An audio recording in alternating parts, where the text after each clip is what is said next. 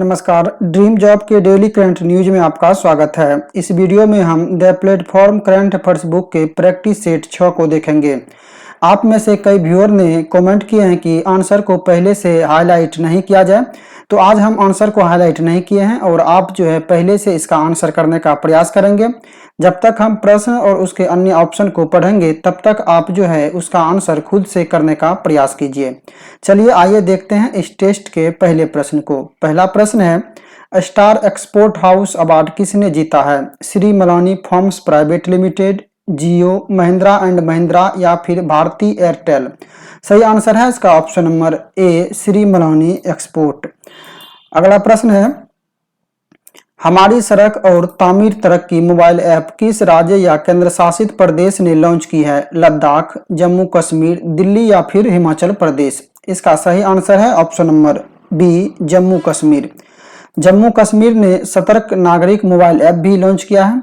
दोनों को याद रखेंगे, दोनों जम्मू कश्मीर के द्वारा ही लॉन्च किया गया है। इसके अलावा हिट कोविड ऐप बिहार के द्वारा और अमृत वाहिनी ऐप झारखंड के द्वारा लॉन्च किया गया है। 8 अप्रैल 2021 को पंडित रविशंकर की 101वीं जयंती मनाई गई। वे क्या थे? बांसुरी वादक, सितार वादक, पियानो वादक या फिर ड्रम सेट। सही आंसर है इसका ऑप्शन नंबर बी, सितार वादक। भारत के प्रख्यात मशहूर सितार वादक थे और इन्हें भारत रत्न से भी सम्मानित किया जा चुका था। इनका जन्म 1920 में वाराणसी में हुआ था। मधु क्रांति पोर्टल किस मंत्रालय द्वारा लॉन्च की गई है? शिक्षा मंत्रालय, पर्यटन मंत्रालय, कृषि एवं किसान कल्याण मंत्रालय या फिर विज्ञान एवं प्रौद्योगिकी मंत्रालय। सही आंसर है इसका ऑप्शन नंबर सी, कृषि एवं किसान कल्याण मंत्रालय। किसानों के लिए एक आत्मनिर्भर पोर्टल भी लॉन्च किया गया है, आप इसको भी याद रखेंगे। बाकी आप पर्यटन मंत्रालय से याद रख सकते हैं। स्टैंडर्ड इन इंडिया ये पर्यटन मंत्रालय के द्वारा लॉन्च किया गया है और विज्ञान एवं प्रौद्योगिकी मंत्रालय के द्वारा सागर बानी ऐप लॉन्च किया गया है। सागर बानी ऐप ऐसे लोगों के लिए है जो तटीय इलाकों में निवास करते हैं, उसे चेतावनी जारी करने के लिए, आपातकालीन चेतावनी जारी करने के लिए लॉन्च किया गया था। अगला प्रश्न है, ओडिशा इतिहास पुस्तक के लेखक कौन है? डॉक्टर हरे कृष्ण महताब, नवीन पटनायक, नंदिता दास या फिर नयना दास गुप्ता। सही आंसर है इसका ऑप्शन नंबर ए, डॉक्टर हरे कृष्ण महताब। उम्मीद करते हैं कि आप लोग सेट को लगा रहे होंगे। जब तक हम प्रश्न और उसके अन्य ऑप्शन को देखते हैं तब तक आप पहले से इसका आंसर गैस कीजिए। अगला प्रश्न है, अनामय पहल का मकसद क्या है? दिव्यांगों को शिक्षित करना, नक्सलवाद को खत्म करना, जनजातियों में स्वास्थ्य की स्थिति को बेहतर करना, गरीबों को सस्ता भोजन उपलब्ध करना। सही आंसर है इसका ऑप्शन नंबर सी, जनजातियों में स्वास्थ्य की स्थिति को बेहतर करना। एयरपोर्ट अथॉरिटी ऑफ इंडिया के नए अध्यक्ष कौन बने हैं? सुबोध कुमार जायसवाल, विवेक राम चौधरी, अमिताभ कांत या फिर संजीव कुमार। इसका सही आंसर है option number D, Sanjeev Kumar.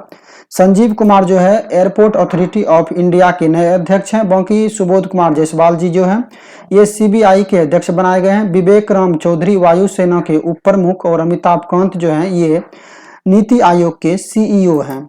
अगला प्रश्न है, सोलिहा सबीर का नाम इंडियाज वर्ल्ड रिकॉर्ड्स में दर्ज हुआ है। वे किस पुस्तक की लेखिका हैं? In the none of dark, obsolete, the poem market, June the heart of Habba खातून। सही आंसर है इसका ऑप्शन नंबर डी, उपरोक्त सभी। नेक्स्ट प्रश्न है, ओलंपिक हेतु क्वालिफाई करने वाली पहली भारतीय महिला नाविक कौन बन गई है? तो अभी ओलंपिक तो अब चल भी रही है, ये बनी थी नेत्रा कुमानन। बाकी आप भावना कंठ से याद रख सकते हैं, ये गणतंत्र दिवस के अवसर पर फाइटर प्लेन उड़ाने वाली पहली महिला बनी थी। लीलावती पुरस्कार किसकी पहल है? अखिल भारतीय शिक्षा परिषद, अल्पसंख्यक मामले मंत्रालय, महाराष्ट्र सरकार या फिर एम्स नई दिल्ली। सही आंसर है इसका option number A, Akhil Bharatiya शिक्षा परिषद। नेक्स्ट प्रश्न है, किनकी जयंती के अवसर पर टीका उत्सव शुरू किया गया? Mahatma Gandhi, doctor APJ Abdul Kalam, doctor Bhimrao Ambedkar या फिर ज्योतिबा फुले। सही आंसर है इसका option number D, Jyotiba Phule. Jyotiba Phule की जयंती पर इस बार 11 से 14 अप्रैल के मध्य टीका उत्सव शुरू किया गया था। बाकी आप डॉक्टर भीमराव अंबेडकर से याद रख सकते हैं, इस बार 14 अप्रैल को सार्वजनिक अवकाश की घोषणा की गई केंद्र सरकार के द्वारा।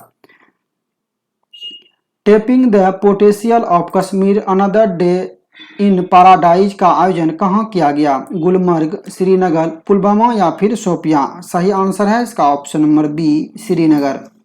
देखते हैं अगले प्रश्न को। अगला प्रश्न है, किस राजनीतिक पार्टी ने बाबा साहेब वाहिनी संगठन बनाने की घोषणा की है? Samajwadi party, Bahujan Samaj party, Bharatiya Janata party या फिर भारतीय राष्ट्रीय कांग्रेस? सही आंसर है इसका option number A, Samajwadi party. आइए देखते हैं इस टेस्ट के अगले प्रश्न को। अगला प्रश्न है, अभिनेता सतीश कौल का निधन हो गया। टीवी शो महाभारत में उन्होंने किस देवता की भूमिका निभाई थी? कृष्ण, इंद्र, परशुराम या फिर पितामह भीष्म? सही आंसर है इसका ऑप्शन नंबर बी, इंद्र। आपसे प्रश्न इस तरह भी पूछे जा सकते हैं, सतीश कौल का हाल ही में निधन हो गया, इनका संबंध किस क्षेत्र से था? तो आप सिनेमा क्षेत्र से इसका आंसर कर सकते हैं। अगला प्रश्न है, खबरों में रहा ड्रम्स डे ग्लेशियर कहाँ स्थित है? ग्रीनलैंड, अमेरिका, अंटार्कटिका या फिर रूस? सही आंसर है इसका ऑप्शन नंबर सी, अंटार्कटिका। इस टेस्ट का अगला प्रश्न है, बाफ्टा अवार्ड्स 2021 में बेस्ट फिल्म का अवार्ड किसने जीता? सही आंसर है इसका option number C, Nomadland. Next प्रश्न है, खबरों में रहे हिडेकी मात्सुयामा का संबंध किस खेल से है? गोल्फ, बैडमिंटन, टेनिस या फिर फुटबॉल? सही आंसर है इसका ऑप्शन नंबर ए, गोल्फ। देखते हैं इस टेस्ट के अगले प्रश्न को। अगला प्रश्न है, AFC चैंपियंस लीग की मेजबानी किस देश ने की? भारत, चीन, ऑस्ट्रेलिया या फिर जापान? आंसर है ऑप्शन नंबर ए, भारत। अगला प्रश्न है, इक्वाडोर का राष्ट्रपति किसे चुना गया? आंसर है इसका option number B, Guillermo lasso. अगला प्रश्न है, भारत की यात्रा पर आए जीन एवेस ले ड्रियन किस देश के विदेश मंत्री हैं? इटली, फ्रांस, जापान या फिर कनाडा? सही आंसर है इसका ऑप्शन नंबर बी, फ्रांस। तो ये था the platform current affairs book के प्रैक्टिस सेट 6। मिलते हैं प्रैक्टिस सेट 7 के साथ पुनः।